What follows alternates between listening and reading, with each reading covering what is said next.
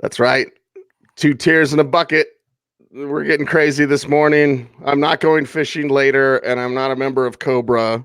Bloom, what's your bucket hat, by the way? Anderson Paak from the Best Teeth in the Game tour, and his version of Old Town Road. Every kid, it's law that if you're a kid like 5, 6, 7 years old, you have to love Old Town Road. And I get it, because can't nobody tell me nothing. When it's time to set my lineup, can't nobody tell me nothing. Exactly. But Anderson Paak's version of Old Town Road, it's better than the original. Sorry, Lil Nas X, and I shouldn't say sorry to him. That dude's like a worldwide superstar. So he's got it made. But yeah, Anderson Paak. Nice. Okay. Well, I just got this in the mail yesterday, and plus, when you use Suavecito, which is my hair product, not getting paid by Suavecito, but that's my hair product, it can look a little greasy like the next day. Happens to me when I don't shower for 3 or 4 days too. Okay. Leave that there. Crunchy, a little crunchy. Hang that out there. This is all because we don't want to talk about Jacksonville and Tennessee, right? Yeah. I mean, do we have to? I mean, it is part 1 of the week 3 preview here on the Audible, the footballguys.com podcast. It's Cecil, Lammey, and Sigmund Bloom, and Titans in Jacksonville. Okay, yeah. Titans in Jacksonville. So Titans side first. Yeah. I know, report yesterday. I kind of chuckled when I wrote about it. Adam Humphries working on chemistry with his quarterback. Well, he's got like 3 catches for 4 yards in 2 games. So Marcus Mariota has a quadriceps injury that is not serious. AJ Brown has been a little bit limited with this knee thing. And I'm still excited about Brown, right? Yeah. I'm still excited to see him do a little bit more. But let's go ahead and jump into this thing quickly and get through the Titans. Well, this is an AFC South showdown. We saw 2 AFC South showdowns last week. What was it? 13-12 and 19-17. So that gives you the idea on the Tennessee side. Jacksonville's defense, probably with Jalen Ramsey, but maybe for the last time. They frustrated Deshaun Watson last week, so they're probably going to be able to frustrate Marcus Mariota in this one. And hey, the last time these 2 teams met on a Thursday night, actually, Derrick Henry stomped them. So lots and lots of Derrick Henry in this one. Derrick Henry almost a must play. Not enough volume for anybody else outside of Delanie Walker. You can leave Delanie Walker in unless the game script opens up the Tennessee pass. Yeah, that's not going to happen in this game. So yeah, you like watching AJ Brown. You like watching Corey Davis. Corey Davis might make a good play here and there. Adam Humphries. Why did they sign him again? Why did they? You almost feel like we all play these games in auctions, and when a former Belichickite is in an auction battle with Belichick, they're like, up the bid, and they forget what they're even doing. Pay more. I want to make sure that he doesn't get this player because he wants him. It must be a good player, but they have no use for Adam Humphries in this offense in this one. And yeah, we may not have much use for watching this game unless you've got Derrick Henry in your lineup. Well, let's talk about the Jacksonville side, of course, with Gardner Minshew getting it done. Maybe not at the highest level, but he's working on it. And we know Jacksonville's got some really good, talented players around him offensively, catching passes, including DJ Chark. I still, just marvel at what he's doing this season compared to what we saw last year. So, again, not terribly exciting. Lots of Leonard Fournette. Wouldn't mind seeing him a little more Raquel Armstead just because, we watch Alexander Madison, we get excited. I want to watch Raquel Armstead and get excited too. Yeah. It's exciting to watch Gardner Minshew. I mean, in a way, again, he's holding it together. He's sustaining some value in the passing game. I would say it goes Chark, Conley, Westbrook. And Fournette's going to get his touches. He's going to get his 15, 18 touches, 4 or 5 catches. He's going to be an acceptable running back 2 or flex play in PPR leagues. But that's it. And, well, now we can turn the page to hopefully a better game. Yeah, we hope is a better game. Cincinnati at Buffalo. And, Andy Dalton has been that guy. We're talking about the AJ Green thing is really weird, Bloom. Did you see that report yesterday? Yes. The headline on our newswire was AJ Green return not imminent. Yeah. I was like, okay. And then AJ Green, who finally broke his silence on the preseason ankle injury, says, I don't know where they got the 6 to 8 weeks from. Right. It's going to be longer than that. It's just one of those things that has to heal on its own. When I feel I'm healthy enough to play at the level I'm used to playing, I just want to make sure it's at 100%. So I don't know where they got the 6 to 8 weeks at. Means, okay, Tyler Boyd, John Ross, Tyler Eifert, all stay healthy, keep doing your thing, and this team will keep flowing through the arm of Andy Dalton. And the three-team AFC North season might just be a one-team division. I don't know. Cincinnati, I mean, there's no shame in going to Seattle and almost winning. But last week, they got completely outclassed on their own field by San Francisco. So you're trying to right the strip a little bit. But for Buffalo, this is a golden opportunity to start 3-0 because next week, it's the Death Star. So you want to get those wins where you can. Really, Buffalo looks like they have an inside track. I know it's only week 3, but if they win the games they're supposed to win, they're a playoff team. We love that, right? And this is a game they're supposed to win at home against Cincinnati. But Cincinnati's offense is going to keep throwing. So Andy Dalton, you need to fill in for Breeze or Roethlisberger or Cam Newton, or otherwise you're just not happy with your option. You still go with him. You mentioned that Green injury, and I think we got a couple of things going here. One is, we don't ever want to trust Cincinnati's medical staff when it comes to a return to play for this kind of injury. We've already been let down twice with AJ Green. I think it was a toe injury and it was an ankle injury. 2 out of the last 3 or 4 years. He never came back. Now, some of that is self-preservation, but now in a contract year, what are the chances that AJ Green's a Bengal next year? 10%? Not very good. Yeah. 5%. Yeah. So if I'm AJ Green, I ain't coming back until I feel good. Maybe he doesn't even play this year. I don't even know. I'm not really standing behind that. I'm just saying AJ Green should not step on that field until he feels really, really good on that ankle. So, he's saying, hey, we'll see. I don't know where 6 to 8 weeks came from.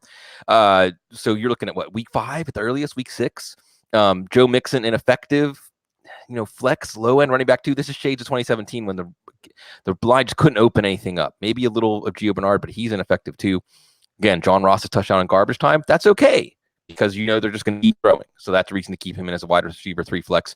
And Tyler Boyd might be a wide receiver 1 at this point just because of how easily he's getting open, how by design this offensive game plan is going to feed him a ton of targets. At tight end, you stick with Tyler Eifert's been relevant the last 2 weeks. So CJ Uzomah looks like a better athlete, not a better fantasy play.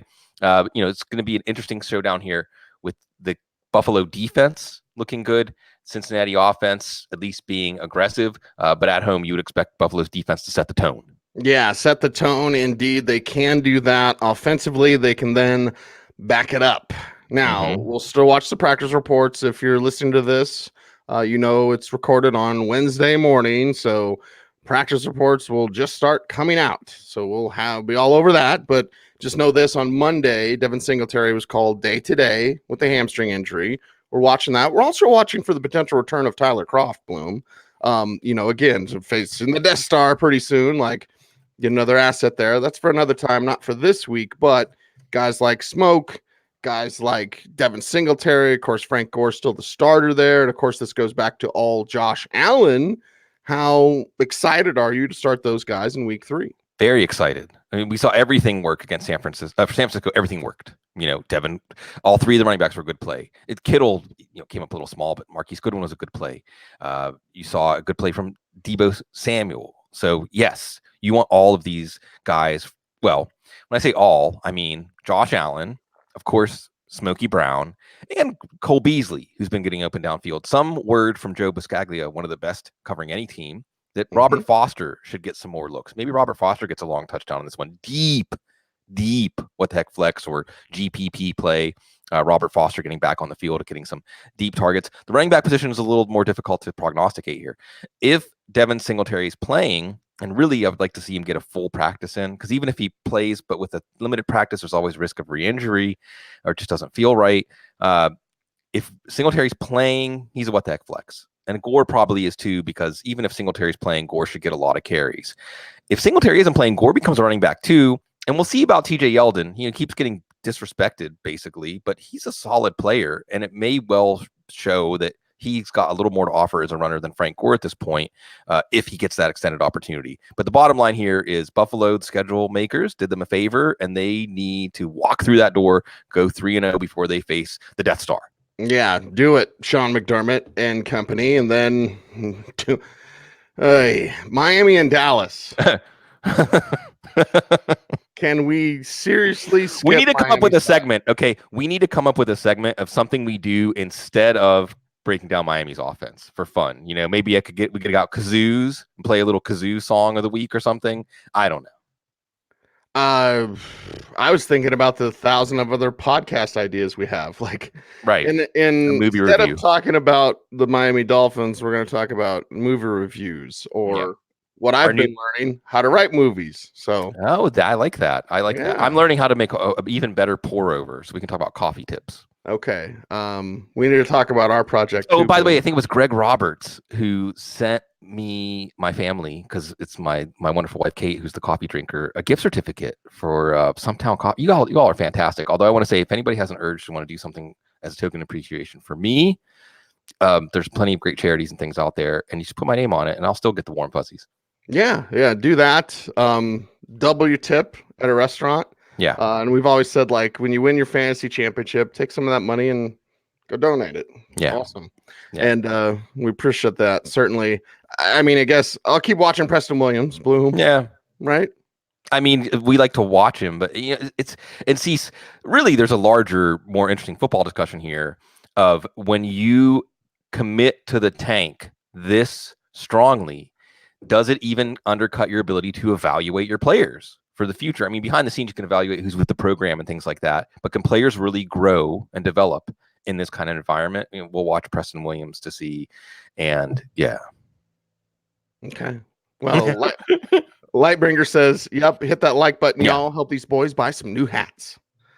All right. Hat game is strong this morning. Mm-hmm. Let's talk about the side that's going to be the most relevant then, and that's the Dallas Cowboys, and start everybody, including Devin Smith. I don't even think Devin Smith's like a what the heck flex this week. He's like a flex, like he should go off. And of course, Amari Cooper and Zeke and everybody, Randall Cobb do some good things again. Like Dallas should put a thumping on this team at home in Jerry's world. It's an extended practice. This is a chance to try out some plays that maybe resurface in the playoffs or in a key moment in a game to get home field advantage or to win the division or something like that. Dak Prescott, we aren't going to learn yet if it's just the defenses he's been facing, the Giants, Washington, now Miami.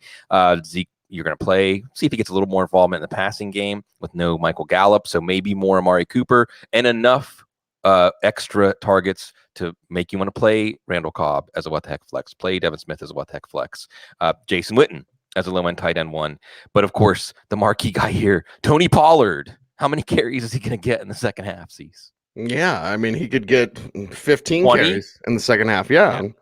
And be plenty fantasy relevant because, well, and that's every week, Cease. We get to do this every week now when Miami's playing. Well, then we need a rant on tanking because this is something, I don't know how the NFL stops this, but this is ridiculous because now you are, risking injury to your marquee players in a game that doesn't flipping matter because your opponent actually doesn't want to win. It's embarrassing. I think it's humiliating for the league. And I don't know how they stop this, but now, I'll do the Ricky Waters thing. For who? For what? Yeah. Why in the hell are we playing this game? Just give them the L. Give everyone all 100 fantasy points, every player. Like, why are we doing this? Like, have a puppy bowl instead. Put a bunch of dogs out there in Dolphins and Cowboys jerseys, and that could be more entertaining than this game. And where it's going to cease, and we'll get back on the week 3 track here.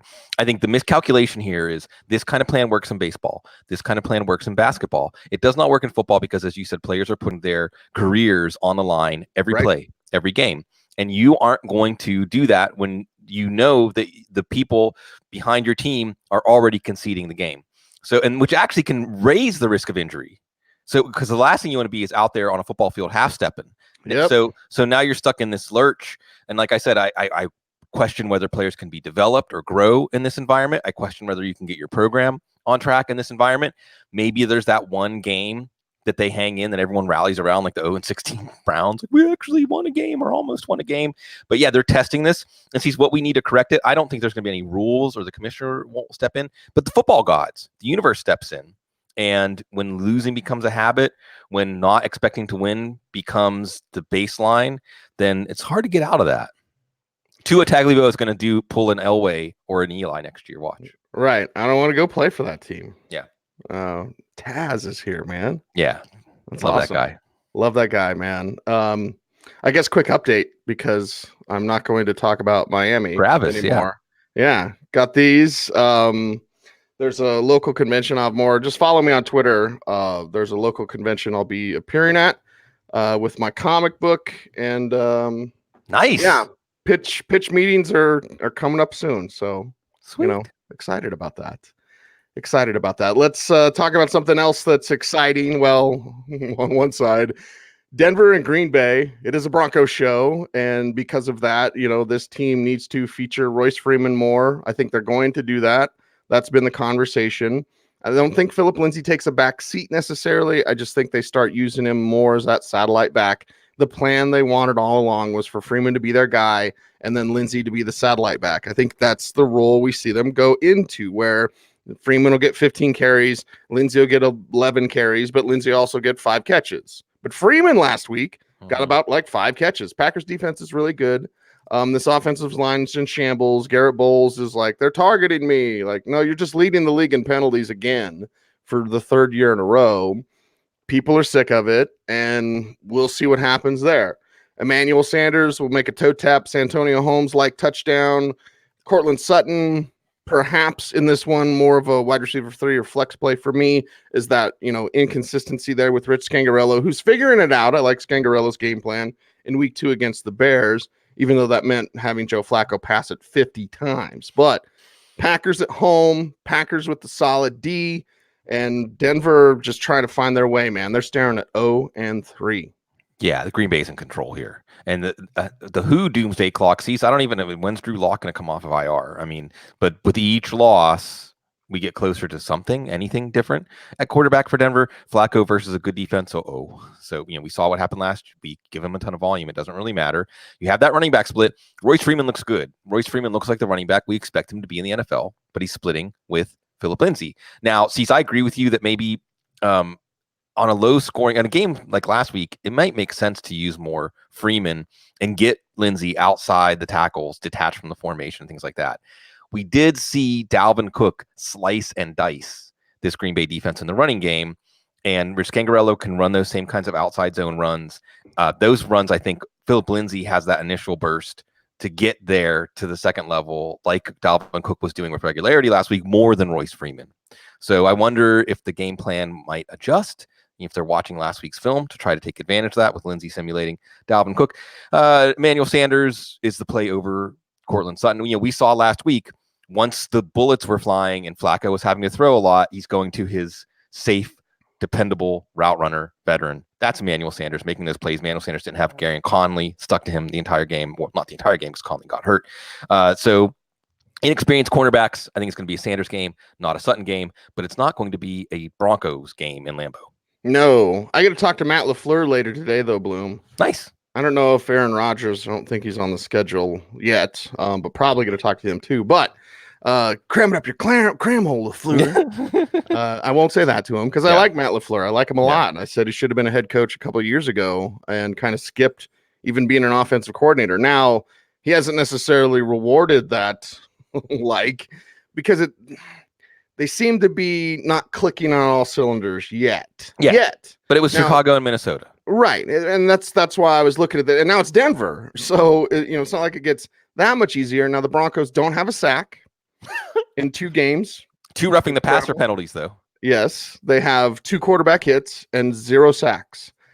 And maybe Todd Davis comes back this week. But this is Aaron Rodgers being able to lean on Aaron Jones. And we've seen that the last 2 opponents against Denver have ran the ball more than they've passed it. I would anticipate that would still be the case.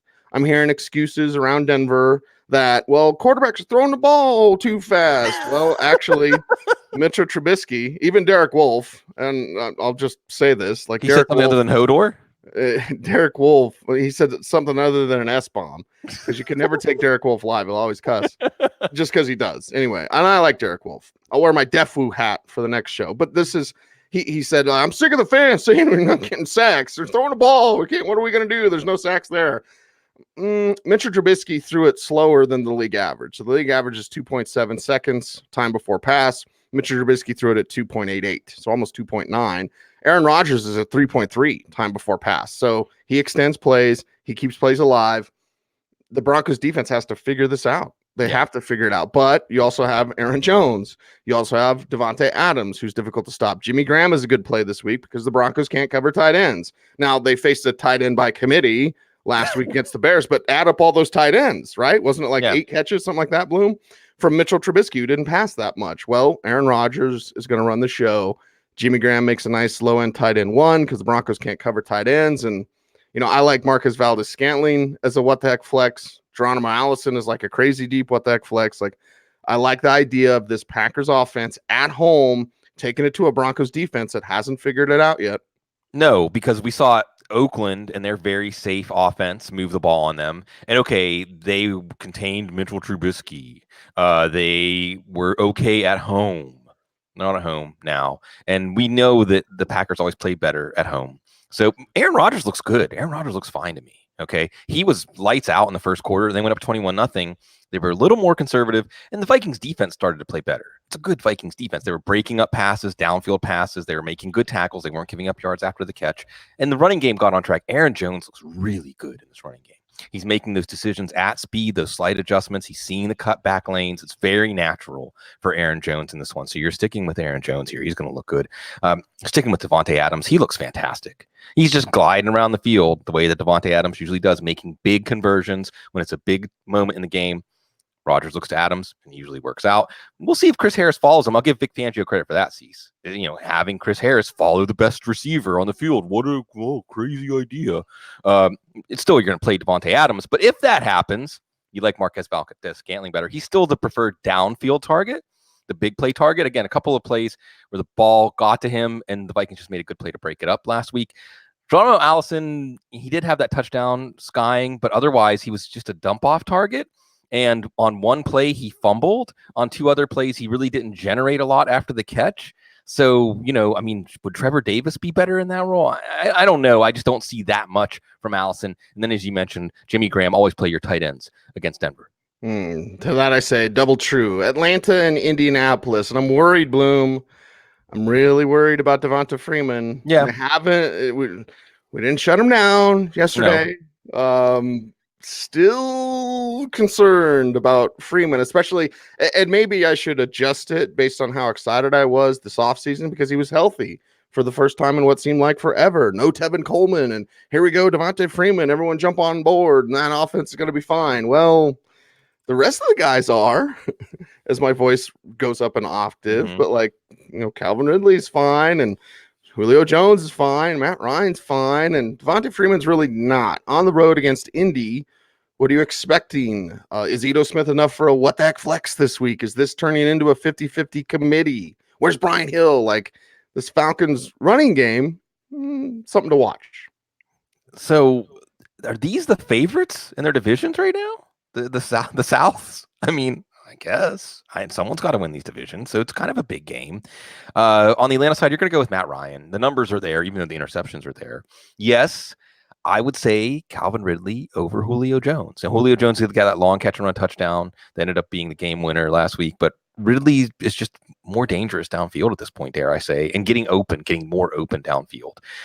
You saw Austin Hooper retreat back to the pack in tight end terms because Ryan had some success. If Ryan struggles, and hey, Indy's defense is good. So one of the things we're going to see here is Indy's defense is good, and they're not a defense necessarily to target. So some of these fringe guys like a Hooper, like a Mohamed Sanu, you're not going with. And Devonta Freeman, I mean, he's more of a flex play at this point. And the question is, does Ito Smith overtake him? Does he overtake him for goal line touches? He was inside the 5, not Freeman. And Freeman doesn't look washed. Okay, Freeman doesn't look done, but he doesn't look like Freeman from 2 years ago. And Ito Smith is a solid back, but that's all he is. So again, when are we going to see Brian Hill? Wyoming Cowboys, baby. When are we going to see even Quadri Olison? So maybe, I'm not saying play Ito Smith over Devonta Freeman. I'm not even saying to play an Atlanta running back in this one because I think it's going to be a low scoring game. However, we may see the scales tip to Ito Smith being a better play, but the real bottom line here, especially because of these offensive line woes, they take 2 rookies, and the rookies aren't going to probably be playing this week. Lindstrom's definitely out. We'll see about McGarry. This offense is going to be underwhelming. It's not going to meet expectations this year. Now, forgive me, Bloom, because I just woke up and I'm just drinking coffee. Yeah. But you got my mind thinking. Yeah. You got my mind thinking. Melvin Gordon. That or Who's the closer, baby? Who's the closer? Atlanta, you want to make that playoff run? Who's the closer in the NFL at the running back position? He's the C.J. California Anderson. King. C.J. His Anderson. name's C.J. Anderson. Let's do it. I might text CJ, just be like, Yeah. hey, dude, go to Atlanta. They need you. They need you. Yeah. So we'll see. All right, let's talk about the Colts side of things. And we're watching a couple of injury situations. Defensively, Darius Leonard in the concussion protocol. Yep. So we're watching that because that's absolutely huge for this. And Marlon Mack, watch the workload, right? He's getting a Cadillac Williams workload at times. So we'll continue to monitor this Jacoby Brissett version of this team. But how do they attack Atlanta? Who are the fantasy assets from the Colts you should be looking at in week 3? It's safe. I mean, keep it safe and keep Marlon Mack on track as long as, and maybe they'll wear Marlon Mack out. So remember, Jordan Wilkins had that long run to help ice the game, win the game last week.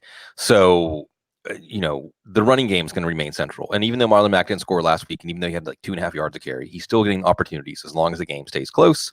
And remember, Dalvin Cook and Minnesota and Alexander Madison sliced and diced this Atlanta team week 1. That's not Marlon Mack. He is a glider. He is one of those running backs who can hit the hole at speed and make linebackers who take bad angles or make bad decisions look bad. So you like Marlon Mack this week. Of course, you like T.Y. Hilton. He's not going to get a lot of deep balls, but he's going to get a lot of targets, and he's going to get those red zone targets. Eric Ebron has a drop touchdown and a caught touchdown. So at tight end, those kinds of odds are reasonable depending on what else you have. But otherwise, guys like Paris Campbell, Deion Kane, Jack Doyle. We're turning the page here. This should be a good competitive game. A game, again, these two teams inside the locker room should be saying, we can win this division. Heck, we can have a home playoff game or two. It's just not necessarily going to be the most exciting offensive football. That, I would say, double true.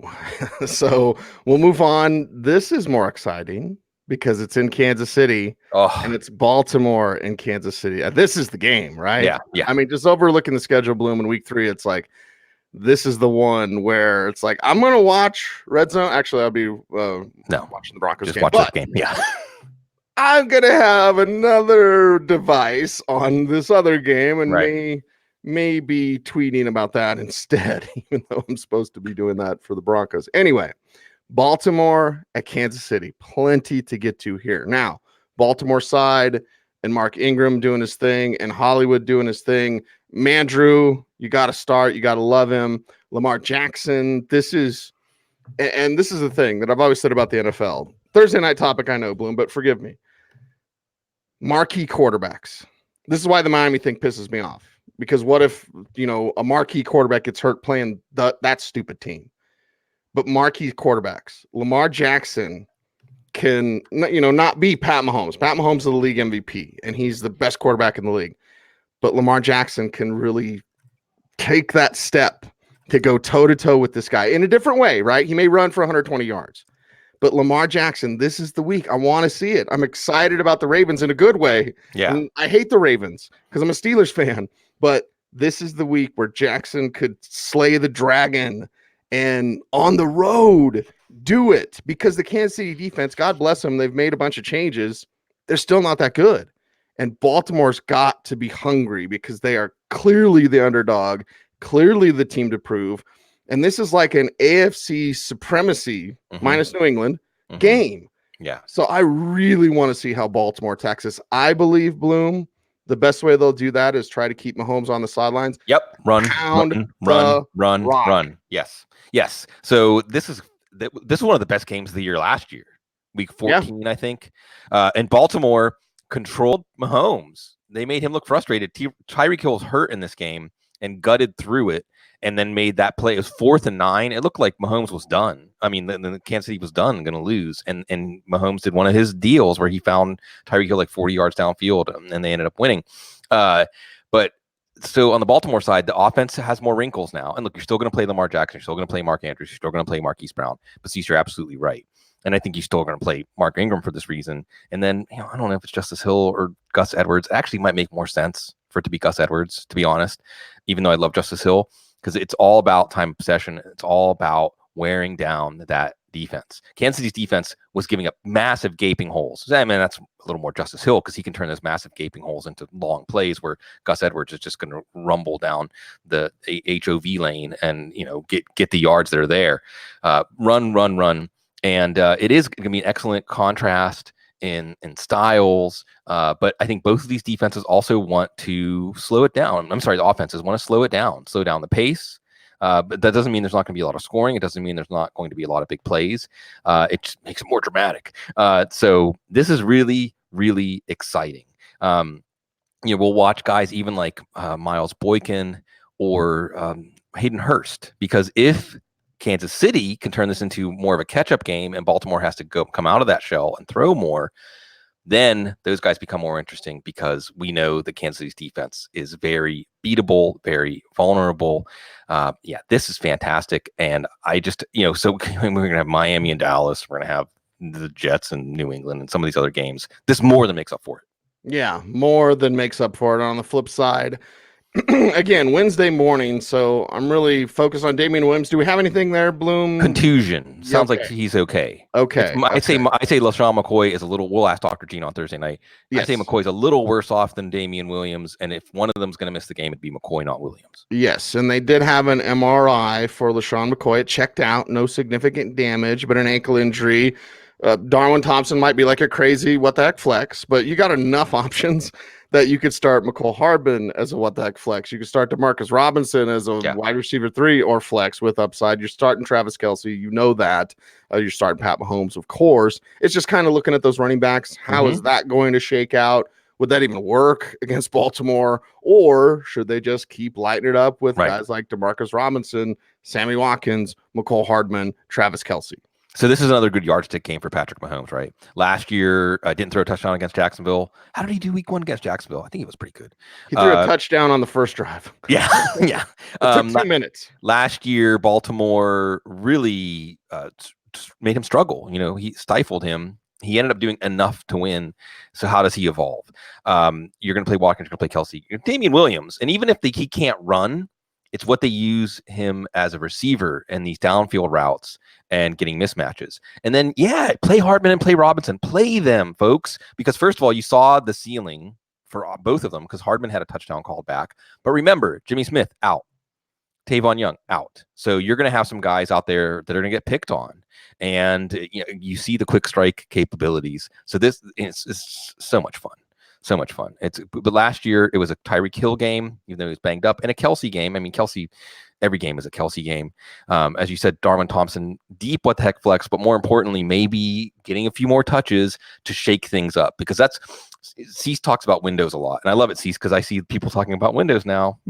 But how do the windows get open? Talent creates opportunity. If Darwin Thompson shows out on the opportunity, he gets the extra opportunity he gets because of injury, assuming he'll get it in this game, then that can change the game plan going forward. So we're always watching that. We will be watching this game. I thought this was you for a second, Bloom. I saw the Football Guys logo, and then I was like, Sir Bong's a lot. Water pipe. Tobacco purpose. That's Colorado. We don't have to say that. Yeah, in Colorado, we treat you like adults. On multiple aspects. There's another podcast, Bloom. Anyway, let's move on in this one. A couple games left in part 1 of the week 3 preview here on the Audible. It is Oakland. It is Minnesota, and it is trouble for Oakland here. When you're like, okay, Josh Jacobs try to run into a brick wall. Sure, they can do that. How much success will they have doing that? Tyrell Williams with a hip pointer. We're going to see he's got the draw of Xavier Rhodes. It's not like it's bad enough already, and he's banged up. And well, the rest of the Oakland offense not terribly excited to throw them in the lineup, especially with this one. And Minnesota, I'm gonna make fun of Kirk Cousins all day long, but my God, that run game, that defense, they're at home. I don't want a part of the Raiders. I mean, Josh Jacobs like a flex for me this week, and I love Jacobs. Yeah, exactly. I mean, this is a game. So these teams doing a little soul searching, right? Week 1, everything went perfect. Both of these teams establishing what they want to establish, getting wins at home. Week 2, basically humiliated. I know that Green Bay, Minnesota had chances to win at Green Bay, but the humiliation comes in at Kirk Cousins, like you said, Cease. We're going to talk Oakland on this side. So it's a springboard game. One of these teams wants to get to 2-1 and put the bad taste of week 2 behind them, but it's a tough defense. Minnesota's defense is still a very tough defense. At least I think Richie Incognito's back for this one, Cease.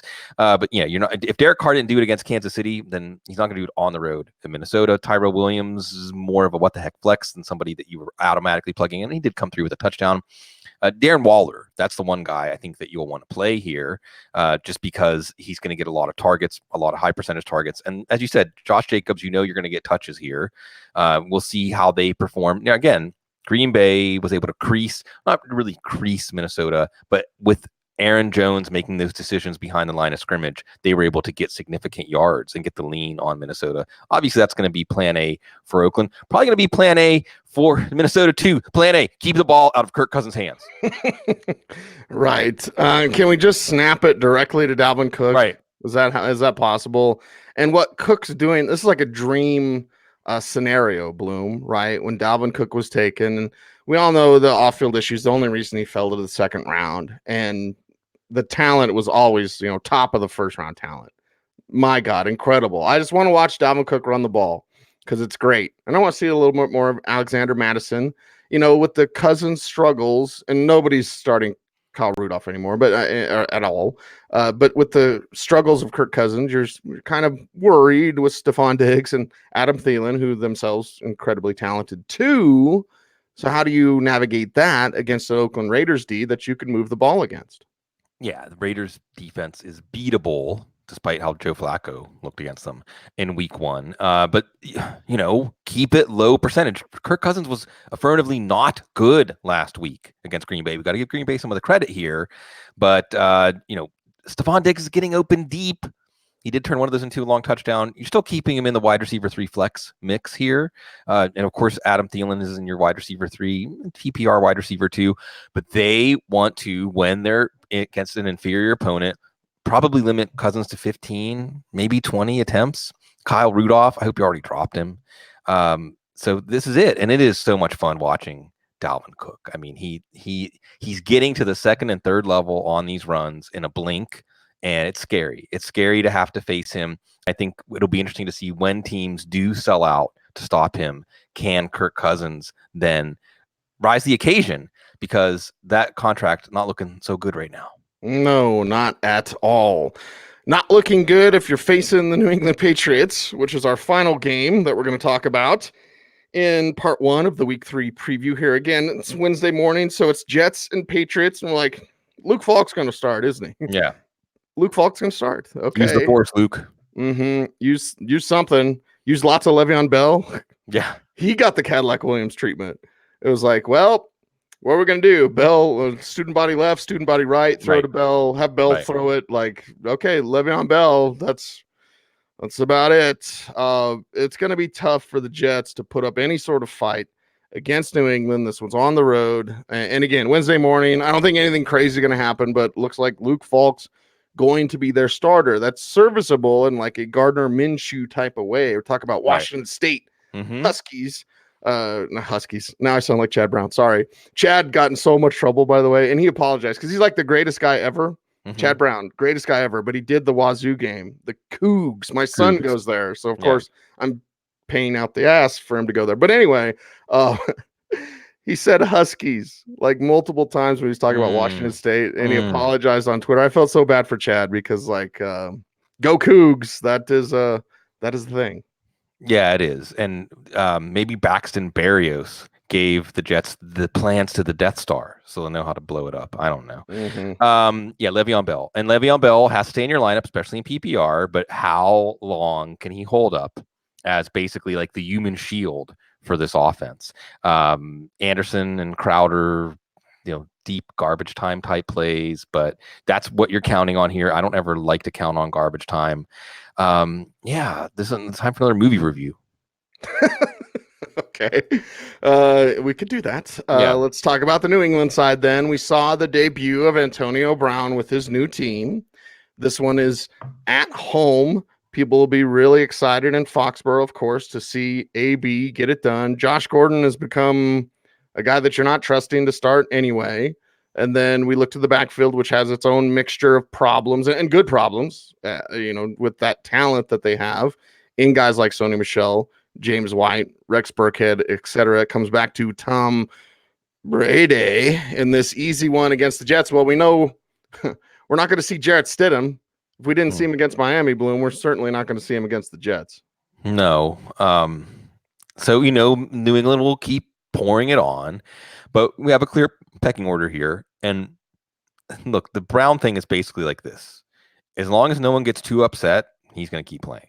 So, and he's the guy. He's the number one target. So Brown's in. Michelle's the number one option in the goal line package. So he's in. And of course, Tom Brady's in.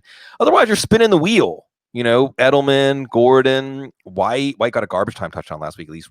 Burkhead, you're spinning the wheel and you're hoping that the touchdown lands on them, because once this game gets out of hand, even though New England will keep the foot on the gas, they're risky plays. And the ceiling with, Michelle's going to get some percentage of the goal line looks, and Brown's going to get the lion's share of the targets. The razor edge between a 2 for 20 game and a 3 or 4 for 80 and a touchdown game for Gordon or Edelman is there. And likewise with Burkhead and White, you may see them only get 5 touches in the game, but 2 of them might be touchdowns. But if they're not, you're hurting here. So and this is going to be, we look ahead at the schedule, Cease. Okay, New England and Buffalo, at Buffalo. So come on, Buffalo. Let's give us some hope as football fans. Then Washington, then the Giants, then the Jets again, then Cleveland, and then finally Baltimore in week 9. So yeah, we just rinse, repeat. We can play this, and then you and I can go up and get some more coffee, go to the bathroom, do whatever, make costume change while we're doing the New England side for the next month. Ooh, complications therein. That's for sure. That is a wrap for part 1 of the week 3 preview here on the Audible. I'm going to learn how to speak English, but we're also going to be back Thursday morning with part 2, 9 a.m. We did have a question, Bloom. Yeah. And I'll admit this publicly on air. I didn't edit on the couch yet, so it will be there. It'll be there. My daughter's had a marching band performance. So Katarina's part of the color guard and Avery's plays the mellophone. So marching band performance last night, super late night for me. And we had a comment earlier that this is the most dads we've ever looked like on this show. So well, let's keep it up. See, yeah. They're giving us permission to just kind of they open whatever. Up the Pandora's box. So next I'm gonna have overalls and no shirt on. Shower or no shower, right? Don't make him do it. Don't make him do it. That's a wrap. We appreciate each and every one of you. This is great, Bloom. Like, the show completely flew by. We've got the chat room fired up. Yeah. Smash that like button. And we certainly appreciate that. Channel certainly grown. Viewership's grown. We're on Spotify. Thank you, Bloom. I know we're a little bit late, but we're on Spotify, so there's a new way to listen to the show. So check us out there. And just to thank you guys, because YouTube kind of sets things up so that it pushes corporate shows and not independent creators. So we're got to fight back against the man. The way that we do that, like, comment. Chat room's awesome, but need you to comment as well. So like, comment, share, subscribe. And I know the share thing is a little weird because it's fantasy football. Don't want to give up my secret weapon that gets 25 million downloads a year. But we appreciate you guys. Thank you very much. Love our community. Thank you. See you tomorrow morning. For the great Sigmund Bloom, I'm Cecil Lammey saying, stay tuned, stay frosty.